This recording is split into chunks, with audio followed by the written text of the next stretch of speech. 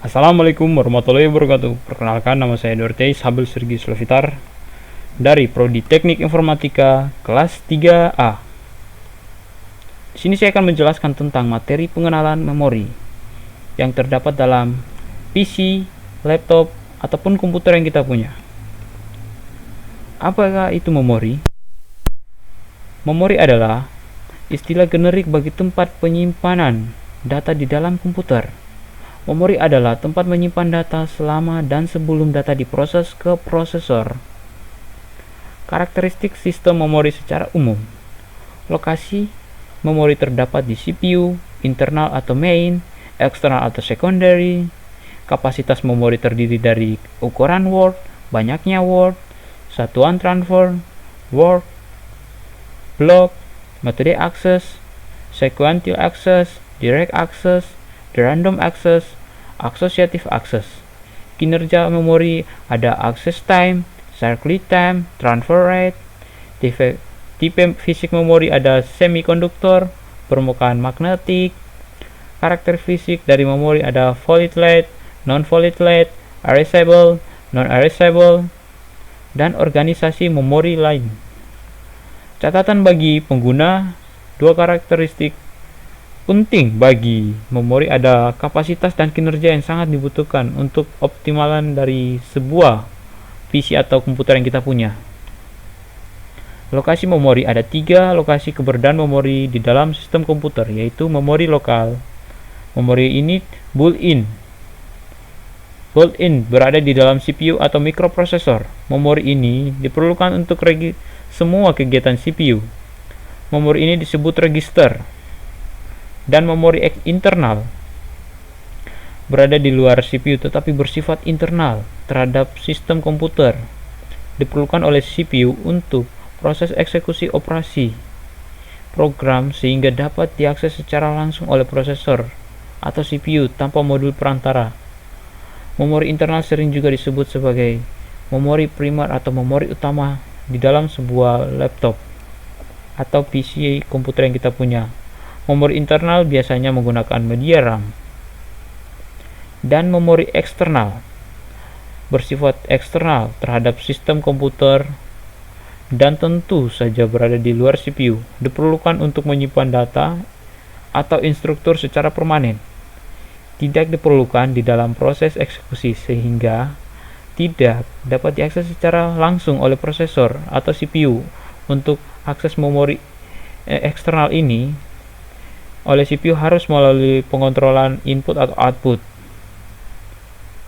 Memori eksternal sering juga disebut sebagai memori sekunder.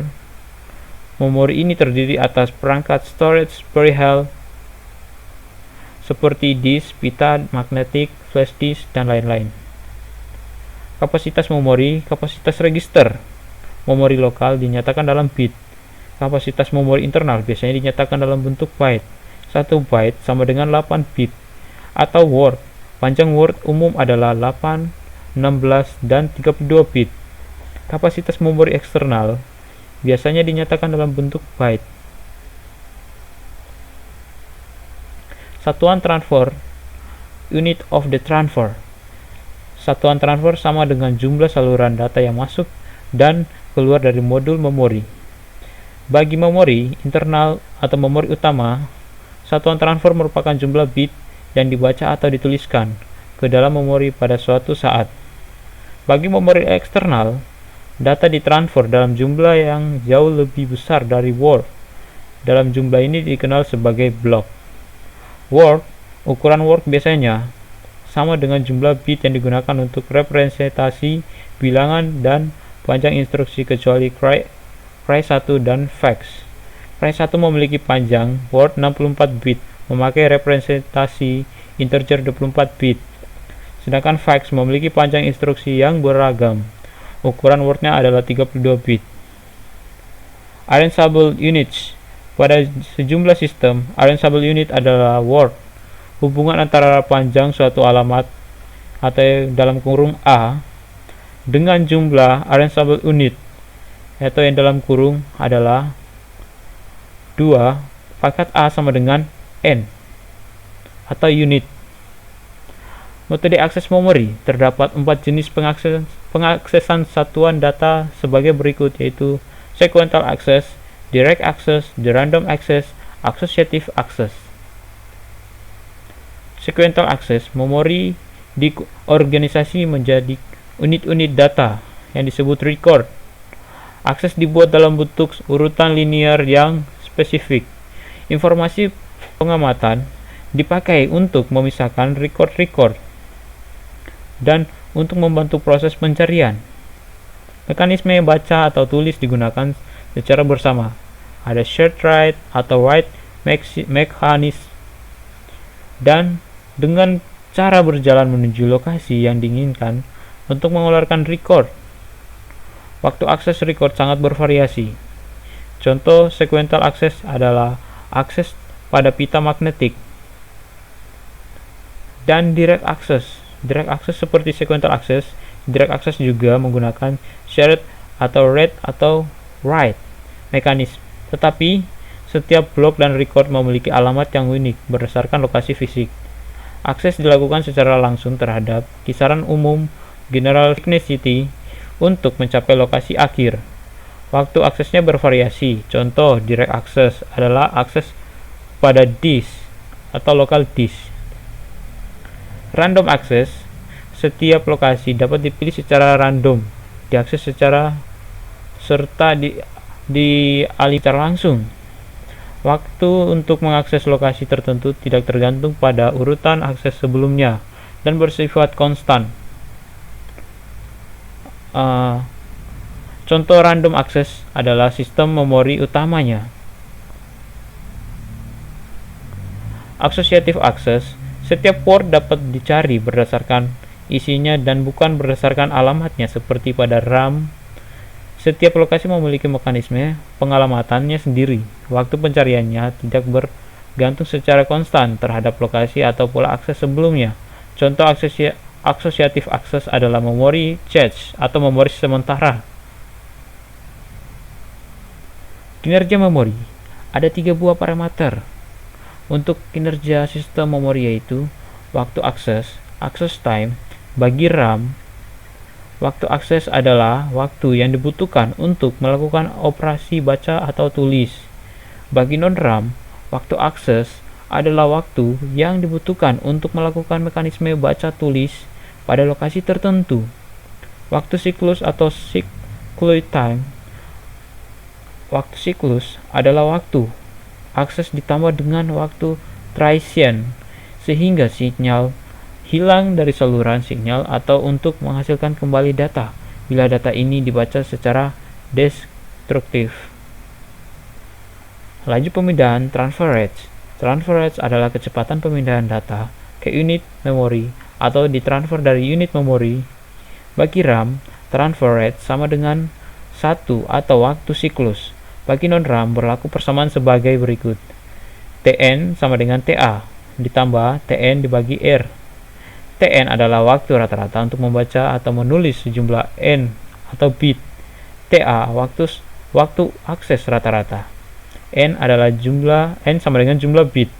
R sama dengan kecepatan transfer dalam bit per detik atau BPS. Bit per second. Tipe fisik memori. Ada 2 tipe fisik memori, yaitu memori semikonduktor. Memori ini memakai teknologi LSI atau VLSI, Very Large Scale Integration. Memori ini banyak digunakan untuk memori internal, misalnya RAM. Memori permukaan magnetik. Memori ini banyak digunakan untuk memori eksternal, yaitu untuk disk atau pita magnetik. Karakter fisik dari memori. Ada 2 kriteria mencerminkan karakter fisik memori, yaitu volatile dan non-volatile. Pada memori volatile, informasi akan rusak secara alami atau hilang bila daya listriknya dimatikan. Pada non-volatile, sekali informasi direkam akan tetap berada di sana tanpa mengalami kerusakan sebelum dilakukan perubahan. Pada memori ini, daya listrik tidak diperlukan untuk mempertahankan informasi tersebut. Memori permukaan magnetik adalah non-volatile. Memori semikonduktor dapat berupa volatile atau non-volatile, erasable dan non-erasable. Erasable artinya isi memori yang dapat dihapus dan diganti dengan informasi lain. Memori semikonduktor yang tidak dapat terhapus oleh non-volatile adalah ROM. Organisasi. Yang dimaksud dengan organisasi adalah pengaturan dari dalam bit penyusun Word secara fisik. Kiranya hanya itu saja yang dapat saya presentasikan. Kurang lebih, saya mohon maaf jika ada salah kata. Untuk presentasi materi berikutnya akan saya serahkan kepada teman saya. Assalamualaikum warahmatullahi wabarakatuh. Assalamualaikum warahmatullahi wabarakatuh. Nama saya Rio Kairawan dari Prodi Teknik Informatika kelas 3A. Akan melanjutkan materi yang sebelumnya dijelaskan oleh saudara Teis, dan saya akan melanjutkan mengenai macam-macam memori. Sebelum membahas tentang macam-macam memori, yaitu saya akan menjelaskan tentang memori, bahwa memori ini mempunyai kecepatan yang berbeda-beda.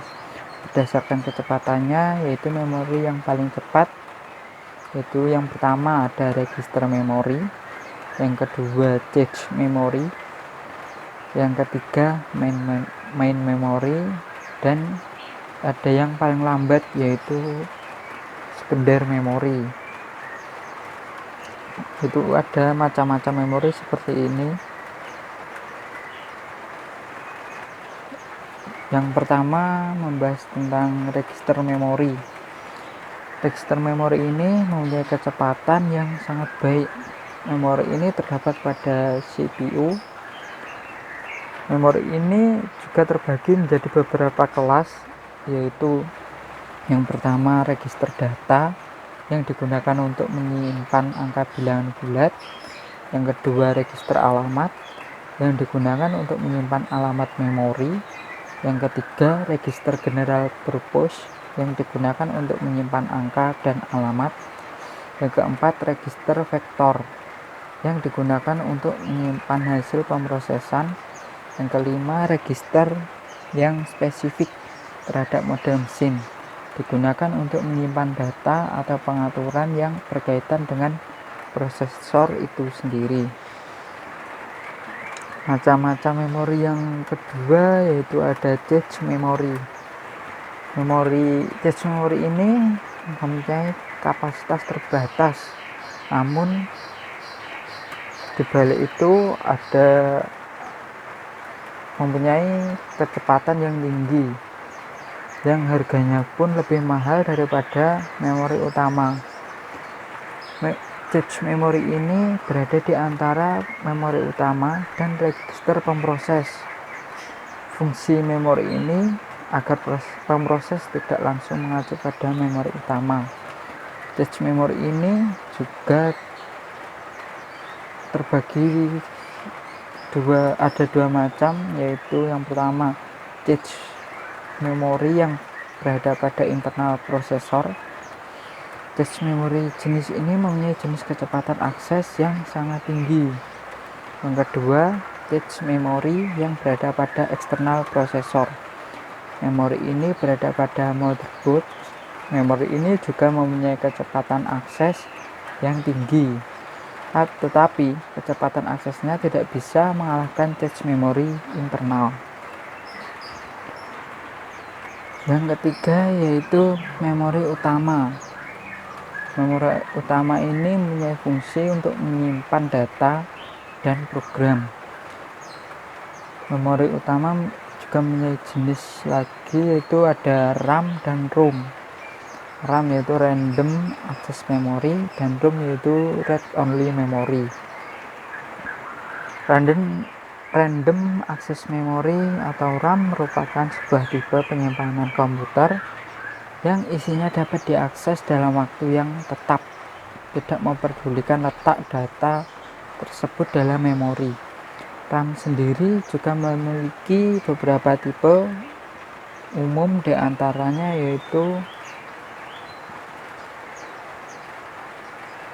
Static Random Access Memory atau SRAM. SRAM ini juga mempunyai jenis yaitu berdasarkan jenis transistor ada bipolar. Bipolar ini tidak banyak digunakan karena lebih banyak memakan listrik. Yang kedua ada complementary metal oxide semiconductor atau bisa disingkat CMOS. Merupakan jenis yang paling umum CMOS ini. Selanjutnya non volatile RAM atau bisa disingkat NVRAM, merupakan sebuah jenis memori komputer dengan akses acak yang umumnya digunakan untuk menyimpan konfigurasi yang dilakukan oleh firmware seperti BIOS, EVI, atau yang lainnya. NVRAM ini dibuat dengan teknologi manufaktur CMOS sehingga daya yang dibutuhkan itu kecil. Untuk menghidupinya agar data yang disimpan tidak hilang, NVRAM menggunakan sebuah baterai litium dengan nomor seri CR2032. Selanjutnya itu dynamic RAM atau bisa disingkat DRAM, merupakan jenis random access memory yang menyimpan setiap bit data yang terpisah dalam kapasitor dalam satu sirkuit terpadu. Contoh DRAM yaitu ada EDORAM, itu mempunyai 72 pin dan mempunyai tegangan 2,5 volt. EDORAM ini mempunyai bentuk seperti gambar yang atas ini.